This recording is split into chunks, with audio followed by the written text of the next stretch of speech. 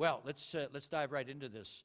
There are a number of lessons that Nehemiah has for us. What is the thing that we need to have without which we will die? We find it in that last verse of chapter 1 where he says, "Now I was the cupbearer of the king." Here, you write the principle down and then we'll unpack it. The principle is this: for life change to be successful, we must acquire a new vision for our lives, which is the ability to see a new future for ourselves.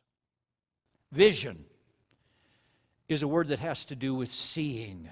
And before you do anything, before you decide anything, a vision comes to you. A picture comes into your mind before you go on a vacation. All right? Usually, when you think about where are you going to go for summer vacation, where have we gone this summer? Those of you that have traveled already, what are some of our destinations? You went to the coast. Seattle. Why would you go there? No, I'm teasing. Where else? Huntington Lake. I understand the fish were just biting like crazy.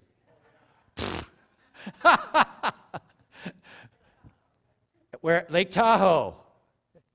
So far, you guys have not been on vacation at all. What are you doing? There you go. There you go. Okay, now before you decide to go on your vacation, doesn't an image or a picture just pop into your mind months before? Say you want to go to Yellowstone and you want to go hiking and you want to explore, Old Faithful, and you want to get hurled by a buffalo.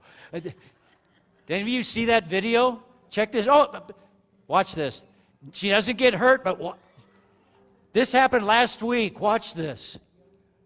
Now, she didn't get hurt. That's why I can show this video. She landed on her feet. That happened just last week. So before you decide to go to Yellowstone to get gored by a buffalo, a picture is in your mind of that, right? And that's how it always begins, with a vision. That's what sets the wheels in motion. So people with vision can see two things. Nehemiah demonstrates this. First of all, when you have vision, you can see what is. Write that down. A person with vision can see what is. You're not afraid to ask honest questions about your life. You're not afraid to look at the way things are. Nehemiah, we said last week, when his brothers came and they reported on the conditions in the city and how everything was a mess and the people were dispirited, Nehemiah says he asked questions of his brother. He didn't have to do that. He didn't have to ask those questions. Why not? He had a good gig going. He was the cupbearer. What did that mean for Nehemiah? As the cupbearer, he occupied one of the most powerful and secure places in the Persian government.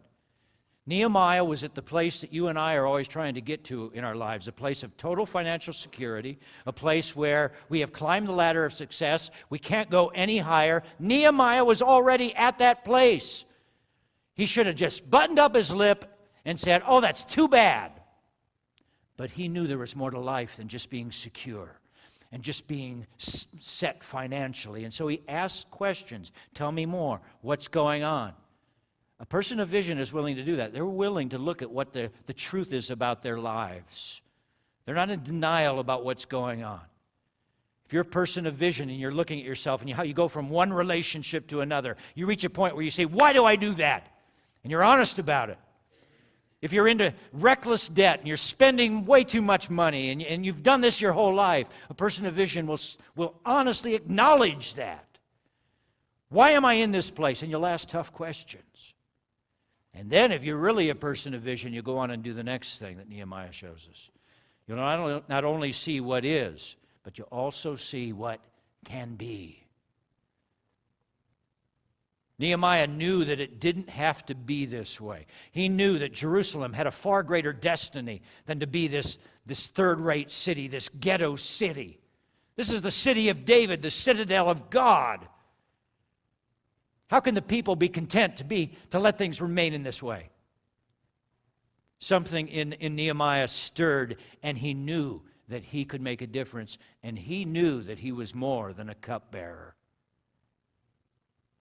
I'm not sure that he knew what all that meant, but he understood what Jesus would later teach, that he who is given much, of him much is expected.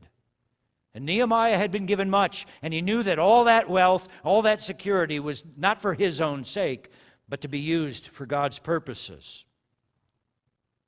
All this he knew. He also understood, because he was willing to let God use him, that there was more in him than just being a cupbearer. As we read the story, we're going to find out that there was a city builder inside of Nehemiah. And as we continue in the story, we're going to find out that there was a governor inside of Nehemiah. Now, if you had said to Nehemiah at this point, do you know you're going to be a governor one day? How do you think he would have responded? He would have laughed. But he's willing, because Nehemiah is open to the movement of God. He's willing to lay aside his security. He's willing to be like Abraham and use his faith. He's going to discover things about himself that he never knew were there before. That's the power of vision. That's why the Bible says in Proverbs 29:18 that without vision, people perish. Vision is the thing that unlocks all of the potential that God has placed within you. It starts with vision. And I wonder, and I would ask each of you this, what would God awaken in you that is not presently here if you allowed him to?